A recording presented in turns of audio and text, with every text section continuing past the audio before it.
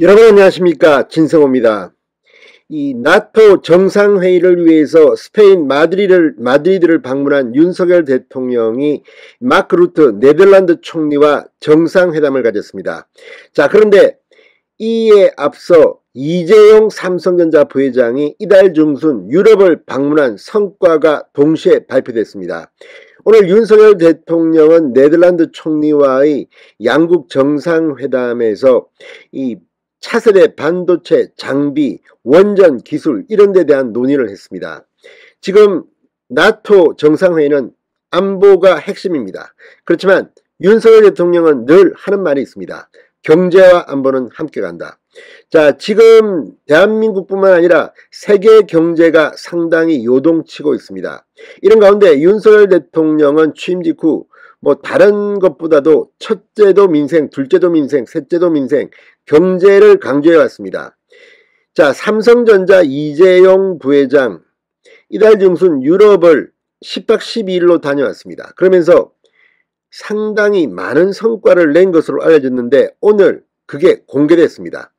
자, 윤석열 대통령과 루터 네덜란드 총리와의 정상회의를 위해서 이미 이재용 부회장이 한 건 올린 것으로 보입니다.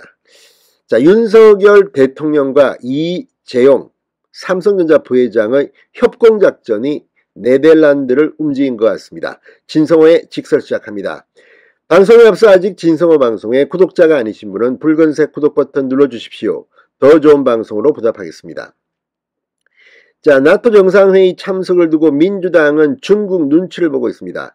중국 역시 현지 인민일보 계열사의 이 신문들을 통해서 윤석열 대통령의 나토 정상회의 방문에 대해서 상당히 협박조의 비판을 하기도 했습니다. 그러나 본질은 안보와 함께 경제입니다. 윤 대통령 네덜란드 총리와의 만남에서 상당한 성과를 거둔 것으로 보입니다. 두 정상은 국제사회가 우크라이나 사태 등 여러 도전 요인에 직면한 상황에서 한국과 네덜란드가 비슷한 입장을 갖고 있는 우방국 간의 연대와 협력을 더 강화해 나가야 한다고 말했다. 이렇게 대통령실은 전했습니다. 자, 이날 회담의 주요 의제는 반도체 등 첨단 기술 분야와 원전 분야였습니다. 극자회선 EUV 노광장치를 생산하는 ASML을 보유하고 있는 네덜란드. ASML은 이 분야에서 최고의 권위를 갖고 있습니다. 자, 네덜란드는 세계 반도체 공급 사슬에서 중요한 역할을 차지하고 있습니다. 이재용 삼성전자 부회장이 주기적으로 방문하며 원활한 공급을 챙길 정도입니다.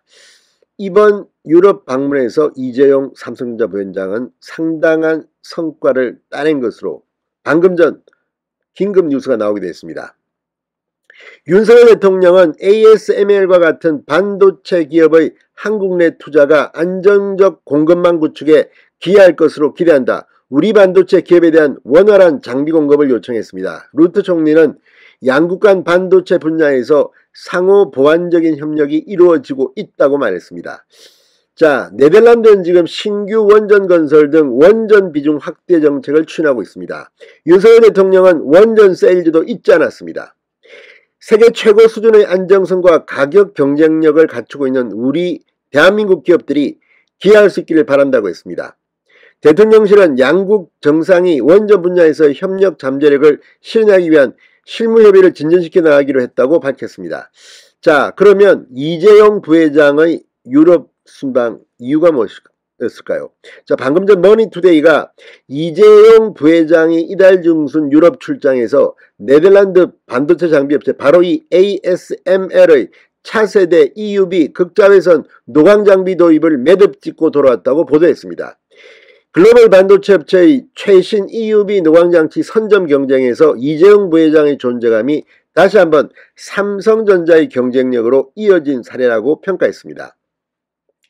자, 이재용 부회장은 지난 14일 네덜란드 ASML 본사를 방문해서 피터 베닝크 COE, 마틴 반 덴 브링크 CTO, 이건 기술 책임자입니다.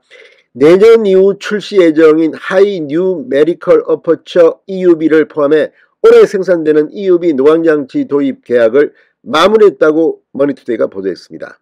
자, 이런 이재용 부회장의 이 경제 외교를 발판으로 윤석열 대통령이 루터 네덜란드 총리를 만나서 이 같은 양국의 협력 방안을 긴밀하게 논의한 것으로 보입니다. 자, EUV 노광장치는 반도체 원판인 실리콘 웨이퍼에 7나노미터 이하의 미세 회로를 새길 수 있는 최첨단 장비라고 합니다. ASML이 전 세계에서 유일하게 생산하는 기술력을 갖고 있다고 합니다.